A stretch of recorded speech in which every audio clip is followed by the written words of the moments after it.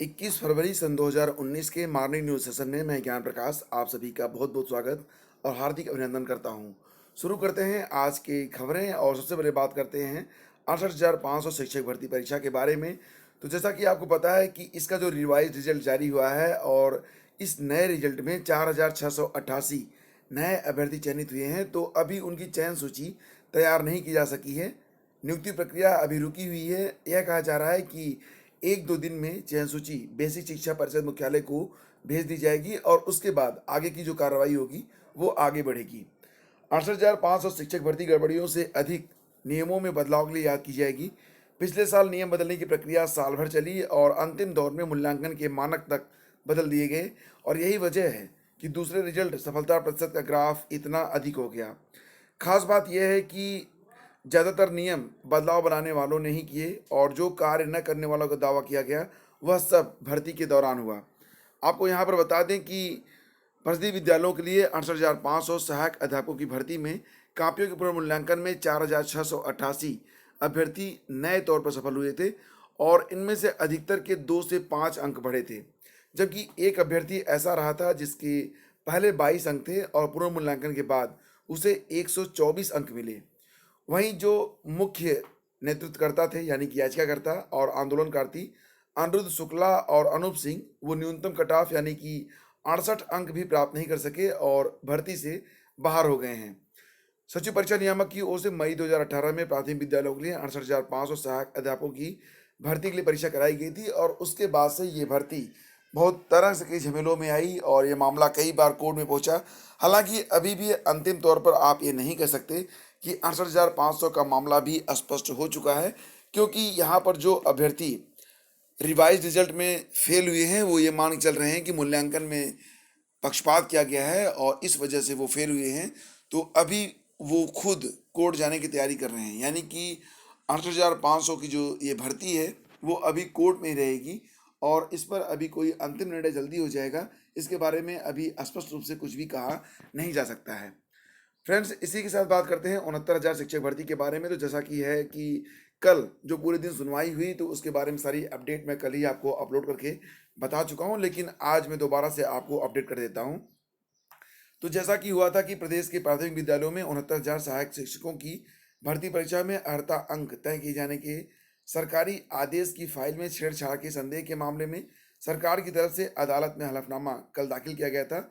इस मामले में पक्षकारों की तरफ से बहस का सिलसिला बुधवार को भी जारी रहा था और मामले की सुनवाई गुरुवार को दिन में आज 3 बजे से आगे बढ़ेगी। यानी कि कल ये बहस पूरी नहीं हो सकी थी और आज दिन में 3 बजे से फिर से इस पर सुनवाई होगी। कोर्ट में सुनवाई के दौरान सोमवार को न्यायमूर्ति राजेश सिंह चौहान की एकल पीठ ने अर्हता अंक तय किए जाने संबंधी मूल फाइल के एक पन्ने को दूसरे पर चिपका पाया था और इसके बाद इसके फोरेंसिक जांच कराने तक की बात की गई थी, लेकिन सरकारी वकील सतीश चंद्रा जी ने कल पेज नंबर 43 और 44 को पेश किया और उसके बाद ये मामला वहीं पे पटाक्षेपित हो गया। अन्यथा हो सकता था कि आगे चलकर इसमें एक नया मोड़ भी आता कि फोरेंसिक जांच में क्या हो रहा है। फिलहाल आज आगे की सुनवाई होगी और ये सुनवाई दिन में 3 बजे से शुरू होगी और इसके बाद ये मामला आगे बढ़ेगा। फ्रेंड्स, इसी के साथ आप लोगों की एक उत्सुकता ये भी रही होगी कि टीजीटी 2016 में जीव विज्ञान के साथ जो सुनवाई 19 फरवरी को होनी थी, उसमें क्या हुआ? तो फ्रेंड्स, इसके बारे में अभी कोई लेटेस्ट अपडेट नहीं है। बताया जा रहा है कि समयाभाव के कारण इसकी सुनवाई नहीं हो सकी है और इसकी अगली तारीख कब लगी है, इसके बारे में कोई भी सूचना अभी विश्वस्त सूत्रों से प्राप्त नहीं हो रही है। जैसे ही कोई अपडेट होगी, तुरंत चैनल पर प्रसारित कर दी जाएगी। आगे बढ़ते फ्रेंड्स, अब बात करते हैं यहाँ पर नीट में शामिल जो दिव्यांग हैं, अब उनको प्रमाण पत्र लेने के लिए दिल्ली जाना होगा, क्योंकि अब यूपी में नहीं बनेगा दिव्यांगों का प्रमाण पत्र। सरकार ने एक नोटिफिकेशन जारी किया है और ये कहा है कि देश भर में सिर्फ 10 चिकित्सा संस्थानों को इसके लिए अधिकृत किया गया है।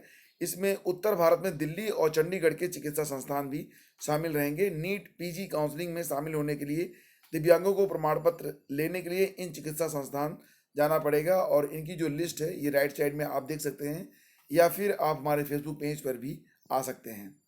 एलटी ग्रेड परीक्षा परिणाम के बारे में अगर बात करें फ्रेंड्स, तो मैं पहले से ही आपको बता चुका हूं कि एलटी ग्रेड का जो परिणाम है उसके जारी होने में सबसे बड़ी अड़चन जो आयोग के सामने है और आयोग जिसे विधिक अड़चन मानता है, वो अड़चन ये है कि उत्तरमाला जारी की जाए या न जारी की जाए। निश्चित रूप से अभी अभ्यर्थी इस बात की जल्दबाजी में है कि बहुत जल्दी से उत्तरमाला परिणाम जारी कर दिया जाए। लेकिन यकीन मानिए कि जैसे ही परिणाम जारी होगा, यह मामला तुरंत कोर्ट पहुँचेगा, क्योंकि वही अभ्यर्थी जो अभी तक परिणाम को लेकर काफ़ी जो है जल्दबाजी में है, वो निश्चित रूप से इस मामले को कोर्ट में पहुँचाएँगे, क्योंकि निश्चित रूप से ये कहा जा सकता है कि पिछले 5 वर्षों के दौरान जितनी भी परीक्षाएँ हुई हैं, मैं यूपीपीएससी के बारे में ही बात नहीं कर रहा, मैं यूपीपीएससी, यूपी ट्रिपल एससी के साथ-साथ असिस्टेंट प्रोफेसर भर्ती परीक्षा के साथ-साथ अन्य जो भी परीक्षाएँ हुई हैं, सभी में उत्तरमाला पर विवाद निश्चित रूप से रहा है। तो यहाँ पर अगर एलटी गेट का जो मतलब उत्तरमाला है वो जारी नहीं होती है और परिणाम जारी कर दिया जाता है, तो ये मामला निश्चित रूप से कोर्ट पहुँच जाएगा और इसी पर लंबे समय से आयोग विचार कर रहा है। हालाँकि इतने विचार की आवश्यकता नहीं थी।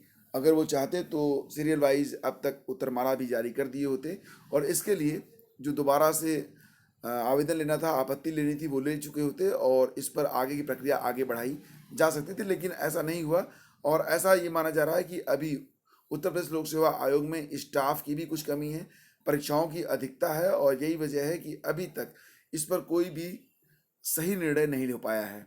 हालाँकि अभी भी न्यूज़ यही है कि उत्तरमाला पर अभी स्पष्ट रूप से कोई भी निर्णय नहीं लिया जा सका है। हालाँकि निर्णय तो कम से कम हो ही जाना चाहिए था, लेकिन अभी नहीं हो पा रहा है और आगे जो कुछ भी लेटेस्ट अपडेट होगी उसके बारे में मैं आपको बताऊँगा, क्योंकि कारण ये है कि अभी तक एलटी गेट के परिणाम के बारे में कोई भी सही सूचना प्राप्त नहीं हो रही है कि इसके बारे में परिणाम कब जारी होगा, उत्तरमाला कब जारी होगी या नहीं जारी होगी।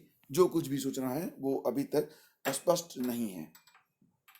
फ्रेंड्स, आगे बढ़ते हैं और अब बात करते हैं यहाँ पर एआरओ परीक्षा के बारे में। तो समीक्षा अधिकारी, सहायक समीक्षा अधिकारी की परीक्षा जो कि अब संपन्न हो चुकी है 2017 की मुख्य परीक्षा, तो उसमें अंतिम दिन एआरओ की उर्दू विषय की परीक्षा को 60% लोगों ने छोड़ दिया है और हिंदी की परीक्षा में 75.74 और दूसरी पाली में उर्दू विषय की परीक्षा में 39.82% अभ्यर्थी पहुंचे।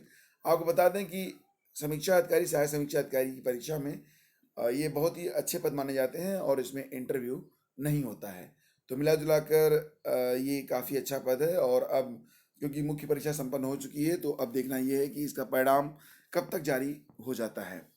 अधीनस्थ आयोग से चयनित अभ्यर्थी करें ज्वाइन, मतलब यहाँ पर ये है कि माध्यमिक शिक्षा परिषद यानी कि यूपी बोर्ड में कर्मचारियों के सेवानिवृत्त होने से कामकाज प्रभावित हो रहा है। अधियाचन भेजने के करीब 3 वर्ष बाद अब बोर्ड को कनिष्ठ सहायक मिले हैं और परीक्षा संस्था से चयन सूची ही बोर्ड प्रशासन ने अभ्यर्थियों को नियुक्ति आदेश भेज दिए हैं और उन्हें कार्यभार ग्रहण करने का निर्देश दिया है। यूपी बोर्ड सचिव नीना श्रीवास्तव ने बताया कि उत्तर प्रदेश अधीन सेवा चयन आयोग लखनऊ के विज्ञापन संख्या 4 परीक्षा 2016 के तहत माध्यमिक शिक्षा परिषद को कनिष्ठ सहायक के रिक्त पदों पर चयनित कर लिया गया है। और इसी के साथ फ्रेंड्स 69,000 के बारे में जो अपडेट है उसको आप देख ही पा रहे हैं कि मामला कोर्ट में भी है और इसको रद्द कराने के बारे में 44वें दिन में प्रदर्शन जारी रहा है।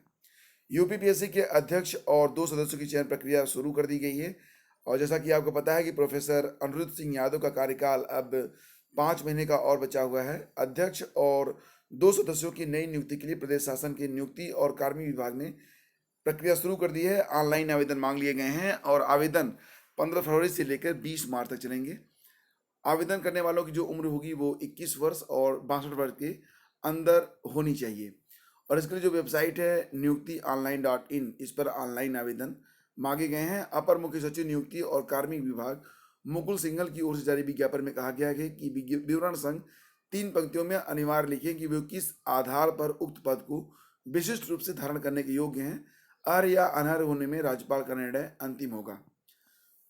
और फ्रेंड्स, इसी के साथ एक बड़ी खबर है। रेलवे में बम्पर भर्ती के लिए एक विज्ञापन जारी हुआ है जिसमें 1,30,000 पद हैं, जिसमें जूनियर क्लर्क कम typist, staff nurse, lab assistant, stenographer, junior translator आदि के पद रहेंगे। आरआरबी और आरआरसी की वेबसाइट में दी गई योग्यता के अनुसार शैक्षणिक योग्यता होगी, यानी कि आपको मूल विज्ञापन देखकर ही इसमें आवेदन करना चाहिए। आरआरबी और आरआरसी की वेबसाइट में दी गई आयु सीमा अलग अलग पदों के लिए अलग अलग होगी और इसको भी आपको देखना होगा। आवेदन शुल्क जो होगा वो 500 रुपये और अन्य के लिए 250 रुपये, यानी कि जनरल ओबीसी 500 और अन्य के लिए 250 रुपये रहेगी। आवेदन प्रक्रिया इच्छुक और योग्य उम्मीदवार रेलवे भर्ती बोर्ड की विभिन्न आधिकारिक वेबसाइटों पर आकर ऑनलाइन आवेदन प्रक्रिया को पूर्ण करें और ऑनलाइन आवेदन प्रारंभ होने की जो तिथि होगी वो होगी 28 फरवरी 2019 और 4 अगस्त और ये जो विज्ञापन संख्या होगा वो कौन सा होगा, 4812। ठीक है।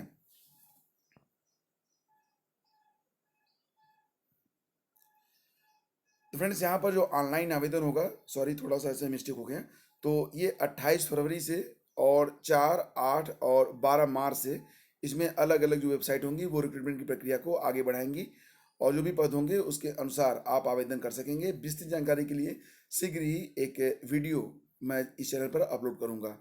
वैसे अगर आप बाकी की जानकारी चाहते हैं तो आप rrbald.gov.in पर भी विजिट कर सकते हैं। तो फ्रेंड्स ये थी आज की मुख्य खबरें, और उम्मीद करता हूँ कि ये आपके लिए काफ़ी हेल्पफुल रहेंगी। वीडियो को लाइक और शेयर जरूर कीजिएगा, और आप सभी के मंगलमय दिवस और उज्जवल भविष्य की ढेर सारी शुभकामनाओं के साथ आप लोगों से विदा लेता हूँ। मिलेंगे आपसे अगले वीडियो में, तब तक के लिए as always God bless you all, have a nice day.